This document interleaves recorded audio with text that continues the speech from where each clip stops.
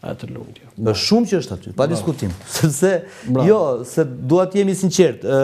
E para ka qenë gjithë jetën e saj politike as mish, as peshk. Pra as me doktorin, as me Lulin, njëherë te tavolina me Gonzalo, po, si presidentja e partisë, dhe ndërkohë që Judita Tabaku duhet ishte hambari më i madh të paktën në qytetin e Tiranës i votave për Partinë Demokratike, nuk ka rezultuar kurrë e tillë. Dhe si e tillë, duke qenë thjesht një tabak që, po u votua nga strukturat, unë po them se u votua dhe Iglicara. Si efekte tabak, po pse bën kështu me mbiemrin? Jo, duke qenë tabak e kundërta. E kundërta, pra. Jo me mbiemrin. Jo, më fal. Nuk e kam në kuptimin e mirë të fjalës. Pra ka mbiemrin tabaku e pra, është një lloj sikur thuash qafoku për mua, po pra, muça për. Po pra, unë mund të them që qafoku ose ytbir duke luajtur, duke abuzuar me mbiemrin e madh që ka ngritur Jati, ha qyl gjithë jetën. Këtu e kam. Në këtë kuptim, ja tregoj shefin unë. Në këtë kuptim, zonja në fjalë, duke luajtur me mbiemrin e saj një familje tiranëse. Po mori vota, po i mori aty te po nuk po flasim te Vatha. Kemi punë me Vathën. Jo, është fis i madh, është familje e madhe. Ajo duhet bënte namin, more.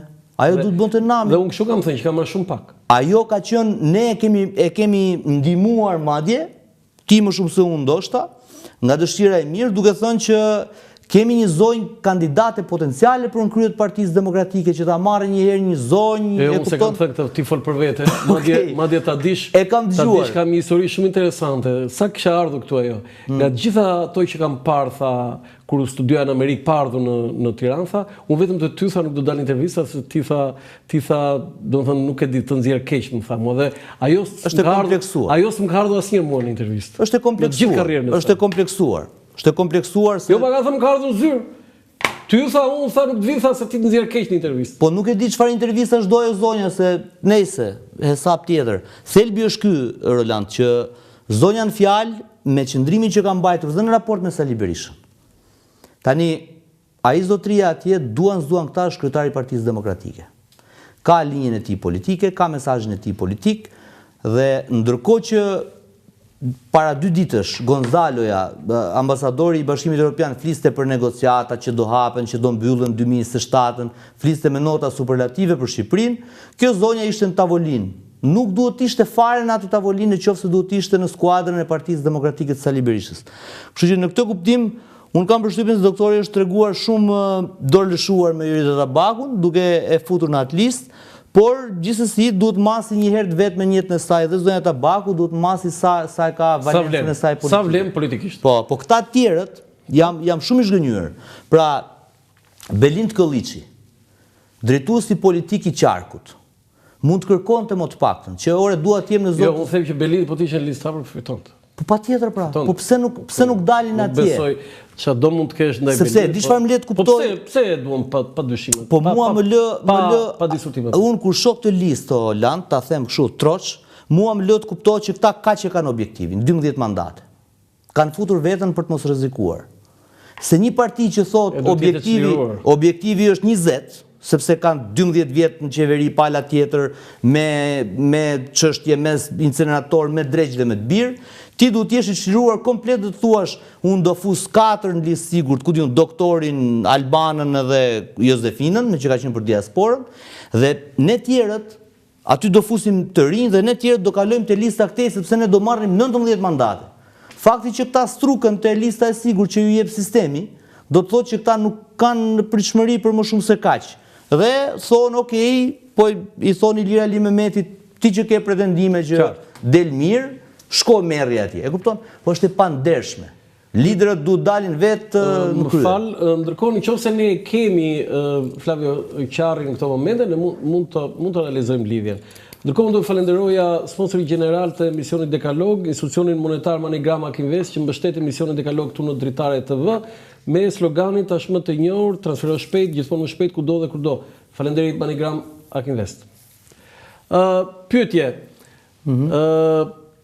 Ilir Ali Mehmeti, unë mendoj që është i sigurt që del dhe merr vota. Po. Dhe është nga më të votuarit, nga më të pëlqyerit, jo vetëm në vathën e PD-s, po zonën gri. Po. E sakt, po ka një risk. Po. Në qoftë se subjekti nuk merr më shumë se 12 mandate, Ilir Ali Mehmeti të marrë vota nominale sa të doj, nuk del deputet. Apo jo?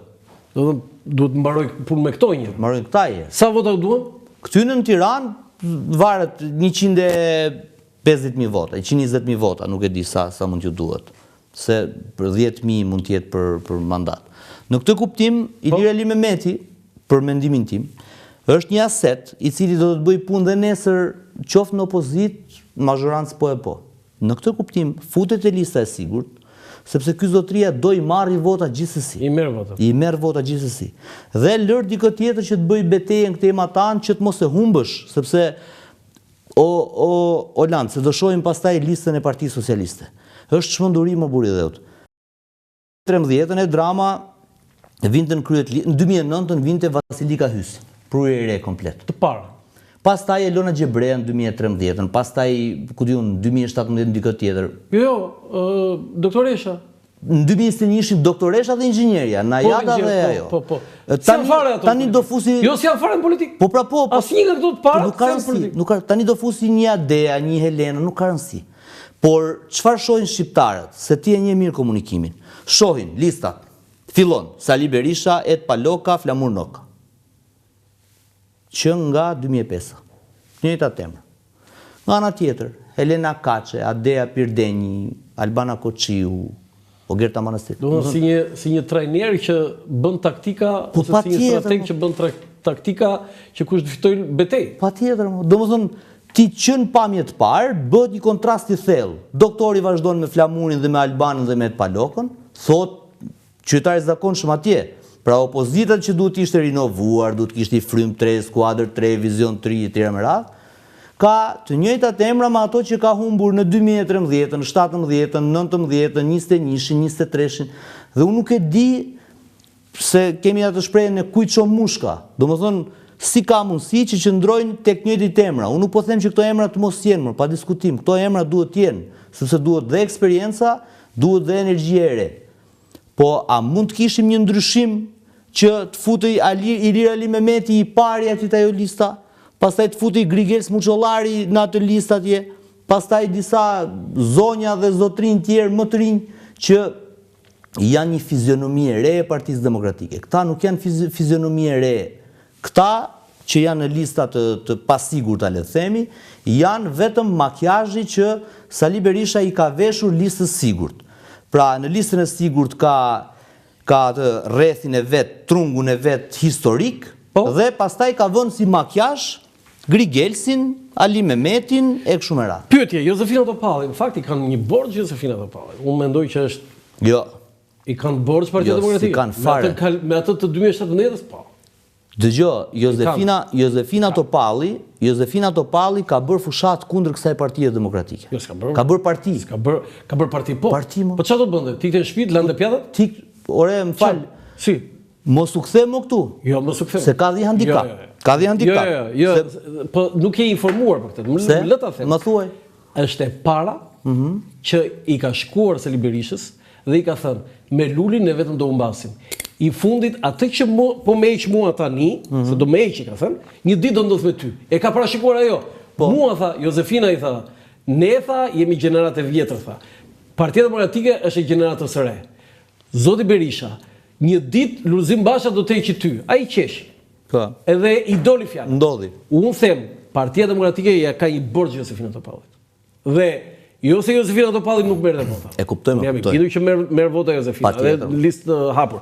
Por ajo është kthimi i një borxhi që Partia Demokratike. Ajo ka dhënë sens tjetër.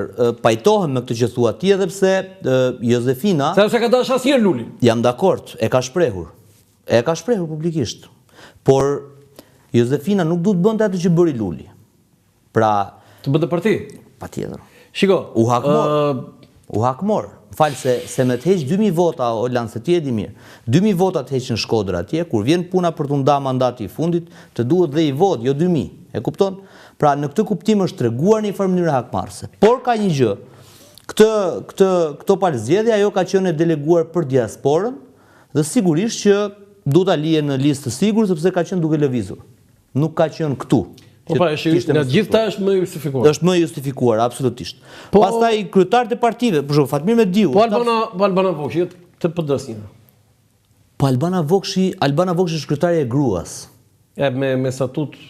Dakor, me statut, po edhe pa statut, Albana Vokshi duhet përfaqësoj. Më bëjnë shih nga regjia, kemi këto momente Flavio Qarin që ta diskutojmë pak edhe më gjerë.